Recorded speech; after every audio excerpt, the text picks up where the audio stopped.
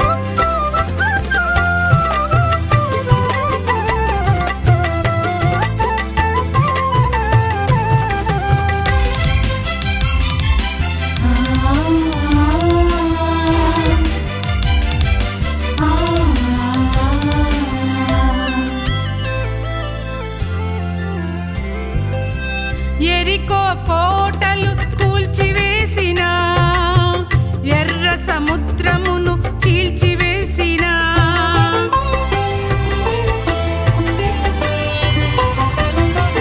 ఎరికో కోటలు కూల్చివేసిన ఎర్ర సముద్రమును చీల్చివేసిన శత్రు సైన్యమును ముంచివేసిన శక్తిమంతుడా ఆరాధనయా శత్రు సైన్యమును ముంచివేసిన శక్తిమంతుడా ఆరాధనయా ఆరాధన ఆరాధన ఆరాధనయా నీకే స్తుతి కీర్తన స్తుతి కీర్తన స్తుతి కీర్తనయా ఆరాధన ఆరాధన ఆరాధనయా నీకే స్తుతి కీర్తన స్తుతి కీర్తన స్తుతి కీర్తనయా కాంక్షణీయుడా అతి కాంక్షణీయుడా పూజార్హుడా నా పూజనీయుడా కాంక్షణీయుడా అతి కాంక్షణీయుడా పూజార్హుడా నా పూజనీయుడా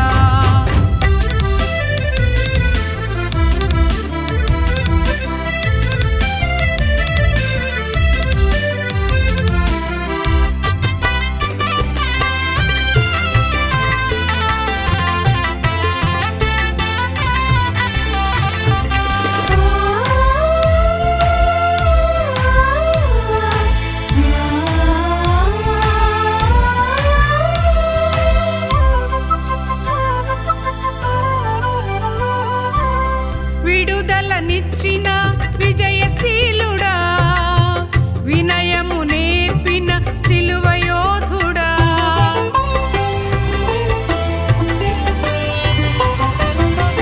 విడుదలనిచ్చిన విజయశీలుడా వినయము నేర్పిన సిలువయోధుడా విలువగు నీ మాటలు విందునేసయ్యా విరిగిన హృదయముతో ఆరాధనయా విలువగు నీ మాటలు విందునేసయ్యా విరిగిన హృదయముతో ఆరాధనయా ఆరాధన ఆరాధన ఆరాధనయా నీకే స్తుతి కీర్తన స్తుతి కీర్తన స్తుతి కీర్తనయా ఆరాధన ఆరాధన ఆరాధనయా నీకే స్తుతి కీర్తన స్తుతి కీర్తన స్తుతి కీర్తనయా కాంక్షణీయుడా అతి కాంక్షణీయుడా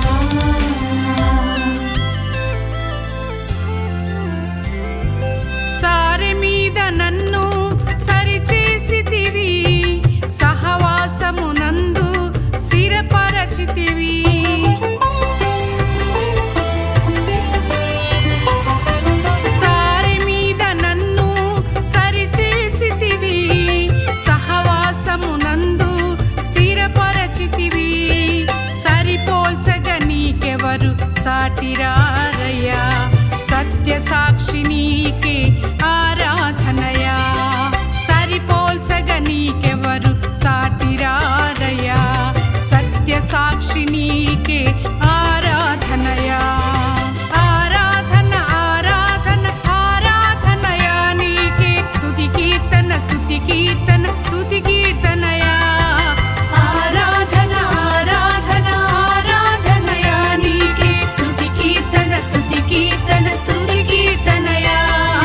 కాంక్షణీయుడా అతి కాంక్షణీయుడా, పూజార్హుడా నా పూజనీయుడా. కాంక్షణీయుడా అతి కాంక్షణీయుడా, పూజార్హుడా నా పూజనీయుడా.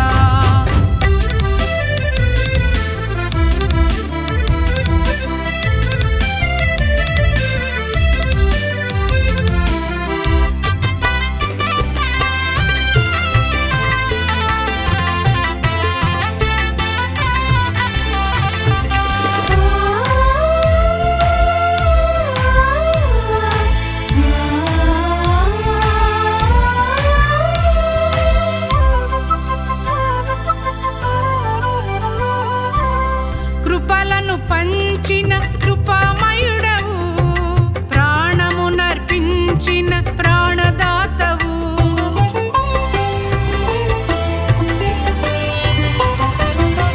కృపలను పంచిన కృపామయుడవు, ప్రాణము నర్పించిన ప్రాణదాతవు. మరణము గెలిచిన మనుష్య రూపుడా, మరువక అనుదినము ఆరాధనయా. మరణము గెలిచిన మనుష్య రూపుడా, మరువక అనుదినము ఆరాధనయా. ఆరాధన ఆరాధన ఆరాధనయా నీకే. స్తుతి కీర్తన స్తుతి కీర్తన స్తుతి కీర్తనయా. ఆరాధన ఆరాధన ఆరాధనయా నీకే. స్తుతి కీర్తన స్తుతి కీర్తన స్తుతి కీర్తనయా. కాంక్షణీయుడా అతి కాంక్షణీయుడా, పూజార్హుడా నా పూజనీయుడా. కాంక్షణీయుడా అతి కాంక్షణీయుడా, పూజార్హుడా నా పూజనీయుడా. ఆరాధన ఆరాధన ఆరాధనయా నీకే. స్తుతి కీర్తన స్తుతి కీర్తన స్తుతి కీర్తనయా. ఆరాధన ఆరాధన ఆరాధనయా నీకే. స్తుతి కీర్తన స్తుతి కీర్తన స్తుతి కీర్తనయా. కాంక్షణీయుడా అతి కాంక్షణీయుడా, పూజార్హుడా నా పూజనీయుడా. కాంక్షణీయుడా అతి కాంక్షణీయుడా, పూజార్హుడా నా పూజనీయుడా.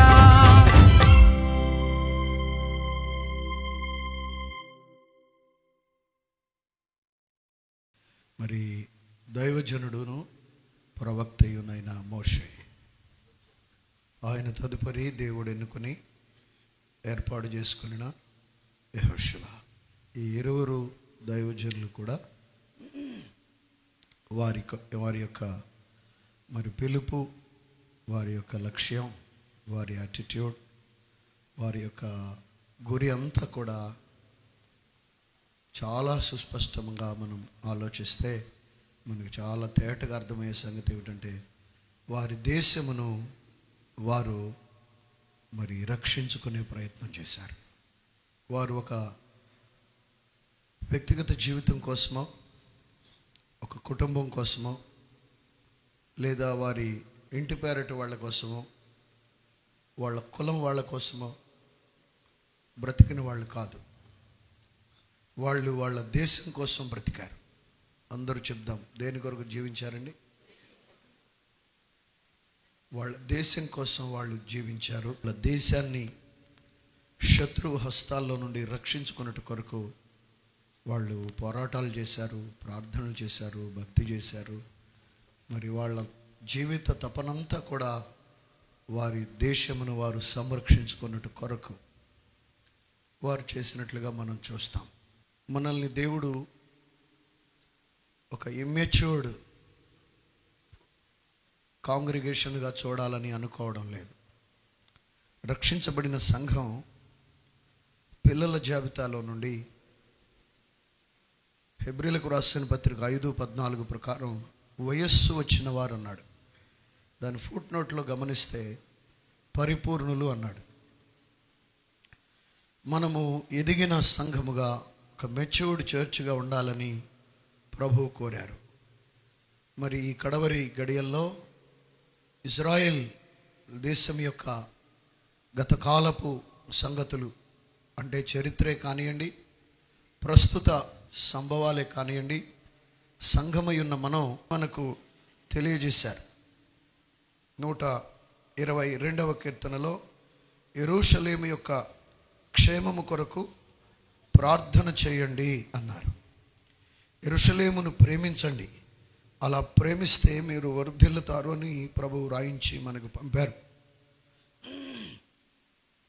ఇజ్రాయెల్ దేశం యొక్క సంభవాలన్నీ మనం చూస్తే మనకు గాడ్స్ క్లాక్ అగుపిస్తుంది. అంటే దేవుని గడియారము మనకు కనబడుతుంది. ఇజ్రాయెల్ దేశం యొక్క గతకాలపు విషయాలు, ప్రస్తుత సంభవాలు చూస్తే దైవజనులారా మనకేం కనబడుతుందన్న దేవుని గడియారం తెలుస్తుంది. దేవుని గడియారాన్ని మనం నిశితంగా చూస్తే ప్రభు యొక్క రెండవ రాకడలో మధ్యాకాశానికి ఆయన వధువు కొరకు రాబోతున్న ఆ గడియ బహు సమీపమైందని మనకు అర్థమవుతుంది. మనకి డిసెంబర్ 31 రాత్రి మనమంతా కూర్చొని ఆరాధనలు చేస్తాం. వాచ్ నైట్ సర్వీస్ అంటాం కదా. ఇక రాత్రి 12కు రీచ్ అయితే ఏమవుతుందండి?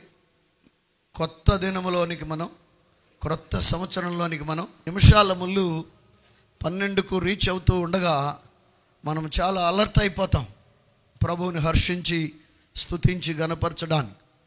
అలాగున ప్రభువు రెండవ రాకడ యొక్క గడియలు ఇజ్రాయెల్ చరిత్ర కానివ్వండి, ప్రస్తుత సంభవాలు కానీ జాగ్రత్తగా మనము పరిశీలన చేస్తే మనకు అర్థమైపోతూ ఉంటుందన్నమాట. చూడండి, ఒక 40, 50, 60 సంవత్సరాల క్రితానికి వెళితే, 30 ఏండ్ల క్రితానికి వెళితే రాకడ వర్తమానాలు ఎక్కువ ఉండేవి. ఈ దినాల్లో ఎక్కడ కూడా రాకడ వర్తమానాలు మనకు అగుపించడం లేదు. నేను చెప్తున్న విషయం నిజమో కాదో మీరు ఒకసారి ఆలోచించండి. అంటే క్లాక్ను చూసే జనరేషన్ రేర్ అయిపోయారు. గాడ్స్ క్లాక్ను చూసే ఆ ఐడియాలజీలో నుండి, ఆ అనుభవాల్లో నుండి సంఘము మరి ఆ మెచ్యూరిటీలోనికి ఇంకా రాలేని పరిస్థితిలో ఉన్నదని మనం గ్రహించాలి. ప్రభువు అతి త్వరలో రాబోతున్నారనేది దేవుని గడియారం సుస్పష్టం చేస్తూ ఉంది. ఈ క్రమంలో ప్రభు యొక్క రెండవ రాకడికి ముందుగా ఈ భూమి మీద మరి నశించిపోతున్న ఆత్మలను రక్షించే విషయంలో గడిచిన 60 శతాబ్దాలలో ఎన్నడూ లేనంత విస్తారమైన పంటను దేవుడు భూమి మీద కోయించడానికి సంకల్పించారు. మానవ జాతి 60 శతాబ్దాల చరిత్రలో ఆదాము మొదలుకొని ఇప్పటి వరకు ఎప్పుడూ లేనంతగా విస్తారంగా ఆత్మలను రక్షించడానికి ప్రభు ఆల్రెడీ ప్లాన్ చేసేసి పెట్టారు. దాన్నెవరూ చెరిపివేయలేరు, దాన్నెవరూ తుడిచివేయలేరు. అది జరగకుండా ఏమీ ఆగదు, ఖచ్చితంగా జరిగి తీరాల్సిందే. ప్రభువు రాకడికి ముందే అది జరుగుతుందని లేఖన సారాంశం. ఇప్పుడు మరి మనం ప్రార్థన చేయడానికి మనం ఇక్కడ ఉన్నాం. 2 రిఫరెన్సులు మాత్రమే చూద్దాం. మత్తయి సువార్తలో 7వ అధ్యాయం 7వ వాక్యంలో మన ప్రభు అయిన యేసుక్రీస్తు వారు చెప్పిన మాటను ఒక్కసారి అందరూ బైబిల్ గ్రంథాన్ని తెరచి చూద్దాం. అడుగుడి మీకు ఇయ్యబడును. చాలమ్మా, ఒకే ఒక్క మాట, అడుగుడి మీకు ఇయ్యబడును. ఇది గ్రీకు భాషలో ఇలా ఉందని పండితులు చెప్తున్నారు. ఎలాగంటే పొందుకునేటంత వరకు అడుగుతూనే ఉండండి, మీకు ఇయ్యబడుతుంది. ఇయ్యబడేటంత వరకు అడుగుతూనే ఉండండి, మీకు ఇయ్యబడుతుంది అని ఉందట. అడగాలి. తెలుగులో సామెత ఉంది, అడగందే అమ్మైనా అన్నం పెట్టదని. మనం అడగాలి. అడగమని సెలవిచ్చిన దేవుడు ఏమి అడగాలో కూడా ఆయనే చెప్పారు. సో అడగాలి అని నేర్చుకోవాలి. అడగాలని నేర్చుకుని మనం ఏమి అడగాలో కూడా నేర్చుకోవాలి. అడగమని చెప్పిన ప్రభువే ఏమి అడగాలో కూడా చెప్పారు. ఏమేమి అడగాలో అతి ప్రాముఖ్యమైన ఒక అంశం. కీర్తనల గ్రంథం 2వ కీర్తన 8వ వాక్య భాగం. కీర్తనల గ్రంథం 2వ కీర్తన 8వ వాక్య భాగం. నన్ను అడుగుము, జనములను నీకు స్వాస్థ్యముగా అంటే ఆస్తిగా, భూమిని దిగంతముల వరకు సొత్తుగా ఇచ్చేదను. జనములు అన్న మాటకు ఇంగ్లీష్ వెర్షన్లో, ఇంగ్లీష్ బైబిల్లో ఏమని వ్రాయబడిందంటే నేషన్స్ అన్నాడు. మరలా దానిని తెలుగులోనికి తెస్తే దేశములు అని అర్థం వస్తుంది. నన్ను అడగండి, దేశములను నేను మీకు ఆస్తిగా ఇస్తాను. ఓ పెద్ద ఆయన చెప్పారు, దేశం అంటే మట్టి కాదోయ్, దేశం అంటే ఆటో వారికి, ఆర్టీసీ బస్సు వారికి టికెట్లోయ్, ఎల్ఐసి వారికి మనుషులంటే పాలసీలోయ్. ఒక మనిషి దొరికితే ఒక పాలసీ దొరికింది. నెట్వర్క్ బిజినెస్లో ఉన్న వాళ్ళకి ఐడీలు, మనుషులను ఐడీలు అని పిలుస్తారు. 2 ఐడీలు వచ్చినాయండి వాళ్ళ, 2 వ్యక్తులు వాళ్ళకి అటాచ్ అయితే. ఇక్కడ ఆత్మీయ పరిభాషలో దేశం అంటే మట్టి కాదోయ్, దేశం అంటే ఆత్మలోయ్ అని గ్రహించాలి. దేశ ప్రజల ఆత్మలు నిత్య అగ్నిగుండములోనికి వెళ్ళిపోకుండా నిత్య జీవం అనబడిన పరలోక రాజ్యములోనికి ప్రవేశించాలి అని మనము అడగాలి. నన్ను అడగండి. ఏం అడగమంటావు ప్రభువా? దేశములో ఉన్న ఆత్మలు రక్షించబడాలి అని అడగండి. అంటే దేశంలో ఉన్న ఎన్ని ఆత్మలు రక్షించబడాలని అడగమంటావు ప్రభువా అంటే, దేశమంతటిలో ఉన్న అందరి ఆత్మలు రక్షించబడాలి అని అడగండి. ఇది ఆయన హృదయం. దేశం దేశం రక్షించబడాలి అని అడగాలి. ఒక్క దేశమేనా అంటే, నన్ను అడుగుము జనమును అన్లా. మరేమన్నాడు? జనములను, ఫ్లూరల్ ఫామ్, బహువచనం వినియోగించబడింది. అంటే నన్ను అడగండి, దేశములు రక్షించబడాలి అని, దేశములను అగ్నిగుండములో నుండి తప్పించాలి అని, దేశములను మాకు ఆస్తిగా ఇవ్వండి అని. ఇక్కడ ఒక అద్భుతమైన ఆత్మీయ పాఠం. దేవుడు మనకు ఇవ్వదలిచిన ఆస్తి భూములో, పొలాలో, స్థలాలో, వెండో, బంగారమో కాదండి. మరేమిటి అంటే దేశములో ఉన్న ఆత్మలు. ఆత్మలే ఆస్తులు అనండి ఒకసారి. అది నశించిపోతున్న ఆత్మలను రక్షణలోనికి నడిపించడమే సిసలైన ఆస్తి. ప్రభు అడగమన్నారు, దేశాలను అడగమన్నారు. వైడ్ హార్ట్స్ ఉండాలి. ఎంతసేపు ఒక అడుగు ప్రక్కోళ్ళది గదిమి దడెక్కడ కట్టాలనే ఇలాంటి అజ్ఞానపు ఆలోచనలు తప్పితే, దేశాన్ని నాకు కావాలని అడగమన్నాడు. ఓ బ్రాడ్ హార్ట్ కలిగి ఉండమన్నాడు. I should be a wide heart. నేను ఒక విశాలమైన హృదయాన్ని కలిగి ఉండాలి. దేశమంతటిని రక్షణలోనికి నడిపించమని, ప్రార్థించమనే డ్యూటీ నాకు వేస్తున్నాడు. ఈ దేశ ఆత్మల రక్షణను నాకు ఆస్తిగా ఇస్తానన్నాడు నా ప్రభు అని ఒక ఎన్లైట్మెంట్లోనికి వచ్చి, ఒక జాగృతిలోనికి వచ్చి మనము ప్రార్థించాలి. మోషే, యెహోషువలు వారి దేశ రక్షణ కోసం నిలువబడ్డారు. ప్రియ దైవజనుడా, దైవ సేవకురాలా, సంఘమా, దేవుని పరిశుద్ధులారా, ప్రభు మనతో మాట్లాడుతున్నారు. We need to ask our nation. మన దేశమును మనం అడగాలి. తండ్రి, నా ఇండియా దేశాన్ని అగ్నిగుండము నుండి తప్పించండి. నా ఇండియా దేశాన్ని నీ రక్తములో కడగండి. నా ఇండియా దేశాన్ని పాపము నుండి విమోచించండి. నా ఇండియా దేశంలో ఉన్న 150 కోట్ల ఆత్మలను అగ్నిగుండపు టంచు నుండి, నరకపు పొలిమేర నుండి రక్షించండి ప్రభువా. ఒక్క మాట రాసుకోవచ్చు కదా. 150 కోట్ల మంది నా ఇండియా దేశంలో ఉన్నారు అనే పదం రాసుకొని ఇంటికెళ్ళి ఇదే పట్టుకొని వేలాడితే దేవుడు ఎంత ప్రతిఫలం ఇస్తాడో కదా. ఏమడగమంటున్నాడు? చిన్న చిన్నవి ఏవేవో చౌకబారు అడిగే అనుభవాల్లో నుండి బయటకు వచ్చి, దేవా నా దేశమును నరకము నుండి తప్పించమని అడిగే ఒక పరిణితి చెందిన అనుభవంలోనికి మనము రావాలి అని ప్రభువు పరిశుద్ధాత్ముడి మనతో మాట్లాడుతున్నారు. దేవుడు ఏం మాట్లాడుతున్నారు అర్థమైన వాళ్ళు దేవునికి స్తోత్రం చెల్లిద్దాం. హల్లెలూయా. ప్రభు అన్నారు, నిన్ను వలే ఎట్ట ప్రేమించమంటావా? కదిలితే ఒంటికాల మీదకి వస్తుంటాయి. What lean minds. పొరుగువారంటే పక్కింటాళ్ళనే కాదు. పాకిస్తాన్ మన పొరుగువారు, చైనా మన పొరుగువారు, పైనున్న రష్యా చెప్పండి మన పొరుగువారు అనలేరు. క్రిందున్న శ్రీలంక, ఇటు ప్రక్కనున్న ఆఫ్ఘనిస్తాన్ మన పొరుగు దేశాలను కూడా నిత్యాగ్నిగుండ నుండి తప్పించు ప్రభువా. వారి పట్ల కూడా నీ సిలువ వ్యర్థం కాకూడదయ్యా. వారిని కూడా నీ రక్తములో కడగండయ్యా. వారిని కూడా నిత్య జీవములోనికి చేర్చండయ్యా. మీడియాలో ఎవరైనా చూస్తూ ఉంటే, అయ్యలారా మీకు నమస్కారాలు, మీకు వందనాలు. మత మార్పిడి కొరకు కాదు, మిమ్మల్ని అగ్నిగుండం నుండి తప్పించమని కడుపు కట్టుకుని నిలువు మోకాళ్ళ మీద ఉండి దేవుణ్ణి బ్రతిమలాడుకోవాలని నేర్పిస్తున్నాం. మత మార్పిడి కానే మరణించిన వెంటనే విమర్శకుడా నీ కొరకు అగ్నిగుండం ఉన్నది, అందులో నుండి నీవు తప్పించబడుట కొరకు సృష్టికర్త మాకు ఈ బాధ్యతను అప్పగించాడు. కాబట్టి పరిశుద్ధాత్ముడు మనల్ని ప్రోత్సహిస్తున్న మాట, మనం ఏమడగాలో చెప్పండి. ఇప్పుడు దేశం కావాలని అడగాలి. ఏమడగాలండి?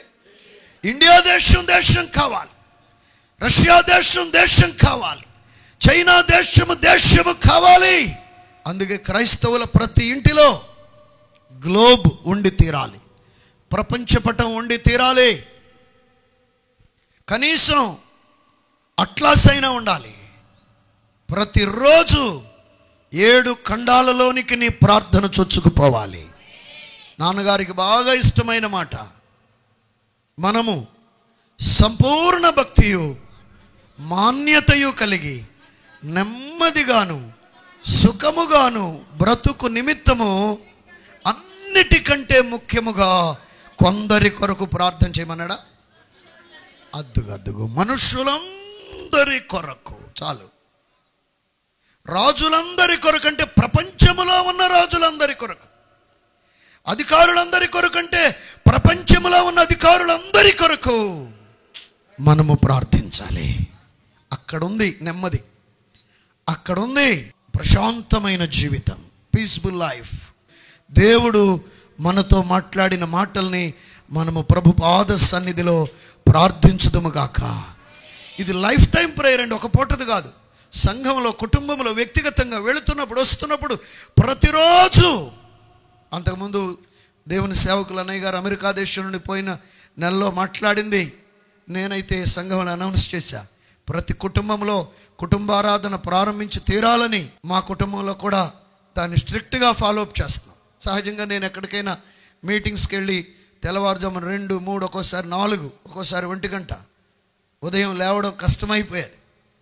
అయినా కూడా ఎట్టి పరిస్థితుల్లో నాన్నగారిని జ్ఞాపకం చేసుకొని పిల్లలకు చెప్తున్నా, మా నాన్నగారు ఉదయం ఒక్క కేక లేకపోతే వీపు సర్రమనేది, మీకు కూడా అదే పరిస్థితి అవుద్దంటే ఒక్క కేక లేపే ప్రయత్నం చేస్తున్నా. మీరు కూడా అందరూ ప్రతి ఇంట కుటుంబారాధన ఉండి తీరాలి. సేవకుల ఇంట్లో ముఖ్యంగా ప్రతి ఇంట్లో 4 తర్వాత 6 లోపు కుటుంబారాధన ఉండి తీరాలి. స్తుతులు స్తోత్రాలు, దేవదూతలు తెచ్చిన స్తుతుల గంపల నిండా స్తుతులు స్తోత్రాలతో నింపి పంపాలి. ఆకాశం నుండి బలమైన కృప కుమ్మరించబడబోతుంది.